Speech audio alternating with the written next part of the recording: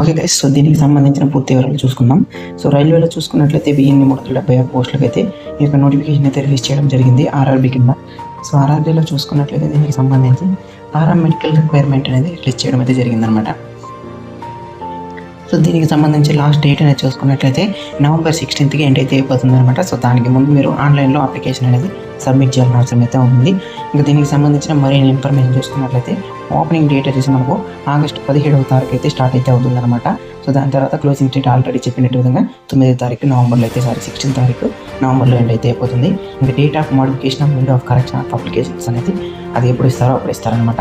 ఇంకా దీనికి సంబంధించి పోస్ట్ నేమ్ మరియు దానికి సంబంధించిన total vacancies at the same time age limits అనేది మనకు అప్పర్ మరియు లోయర్ ఏజ్ లిమిట్స్ అనేది ఇక్కడైతే మనకు మెన్షన్ చేస్తారు. సో ఇక్కడైతే మీకు different types of job vacancies అనేది ఇక్కడైతే కలదనమాట. సో మీ క్వాలిఫికేషన్ తగ్గింది, మీకు దేనిలో అయితే ఇంట్రెస్ట్ ఉంటుందో సో దానికి సంబంధించిన పోస్ట్ని సెలెక్ట్ చేసుకుని మీకు ఏజ్ ఎలిజిబిలిటీ ఉంటే దానికైతే అప్లికేషన్ అనేది పెట్టాల్సిన అవసరం అయితే ఉంటుంది.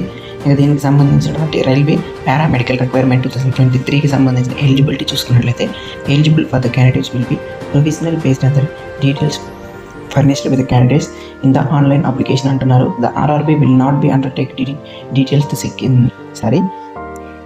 scrutiny of the application for the eligibility. Therefore, candidatures will be accepted only provisionally subject to the fulfilling basic eligibility అంటున్నారు. కాబట్టి సో ఇక బేసిక్ ఎలిజిబిలిటీ అనేది మీకైతే ఖచ్చితంగా ఉండాలి. సో నెక్స్ట్ ఏజ్ లిమిట్ పరంగా ఆల్రెడీ మనం చెప్పుకునే విధంగానే ఆ పోస్ట్కి సంబంధించి వివిధ విభాగంలో మనకు ఏజ్ అప్పర్ మరియు లోయర్ ఏజ్ లిమిట్స్ అనేది ఖచ్చితంగా ఉండాలన్నమాట. ఇంకా దీనికి సంబంధించి వన్స్ మీరు అప్లికేషన్ అనేది సబ్మిట్ చేసిన తర్వాత మీకు ఎనీ ఎర్రర్స్ కావచ్చు, సో ఆ విధంగా మీకు ఎనీ క్వైరీస్ కానీ మీకు క్వైరీస్ చేయాలనుకున్నట్లయితే ఇక్కడ ఉన్నటువంటి ఈ యొక్క మొబైల్ నెంబర్ కావచ్చు, లేదంటే ఈ యొక్క మెయిల్ ఐడి కావచ్చు, మీరు అప్లికేషన్కి సంబంధించిన ఆ యొక్క ఎర్రర్స్ని మాత్రమే మీరైతే దానికి మెయిల్ అయినా చేయొచ్చు, లేదా వాట్సాప్ చేయొచ్చు, అయితే కాల్ చేసుకొని మీరు మాట్లాడచ్చు అనమాట. సో ఈ యొక్క టైమింగ్స్ అనేది 10 AM to 5 PM ఈ మధ్యలో మాత్రమే మీరు కాల్ అయినా మెసేజ్ అయినా మెయిల్ అయినా చేయాల్సిన అవసరం అయితే ఉంటుందన్నమాట. ఇంకా దీనితో పాటు దీనికి సంబంధించిన ఎడ్యుకేషన్ క్వాలిఫికేషన్ పరంగా చూసుకున్నట్లయితే candidate should have requisite minimum education technical and professional qualification indicated for the posts in NXQ1 already NXQ1లో ఉంది కదా. సో దానికి సంబంధించి ఇక్కడైతే ఇవ్వడం జరిగింది.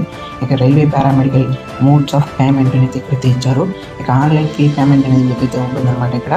సో మీరు ఆన్లైన్లోనే దీనికి మ్యాక్సిమం చూసుకున్నట్లయితే 100 రూపీస్ నుండి 500 రూపీస్ మధ్యలో అయితే దీనికి సంబంధించినటువంటి అప్లికేషన్ ఫీజు అనేది మనకు కలెక్ట్ చేయడం అనేది జరుగుతుంది. సో దాంట్లో కూడా చూసుకున్నట్లయితే మీరు క్యాస్ట్ అంటే మీ యొక్క క్యాస్ట్ని సెలెక్ట్ చేసుకున్నట్లయితే సో దాంట్లో మీకు మినహాయింపు ఎంత వస్తుందో అది కూడా అక్కడైతే మీకు వచ్చేయడం అనేది జరుగుతుంది అనమాట. సో ఈ విధంగా మీరు ఆన్లైన్లోనే అప్లికేషన్ అనేది పెట్టుకోవాలి. దీనికి సంబంధించి మీకు మరిన్ని ఇన్ఫర్మేషన్ ఏమైనా కావాలనుకుంటే మీరు కమెంట్ సెక్షన్లో అడగచ్చు, ప్రతి ఒక్క కమెంట్కి రిప్లై అనేది దొరుకుతుంది. ఇక దీనికి సంబంధించిన application link direct application link అనేది కింద డిస్క్రిప్షన్లో ప్రొవైడ్ చేస్తాను.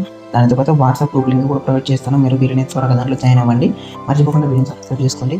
ఇలాంటి మరికొన్ని వీడియోస్ తెలుసుకోవడం కోసం నన్ను చేయడానికి కోసం ఎంకరేజ్ చేస్తూ లైక్ చేయండి.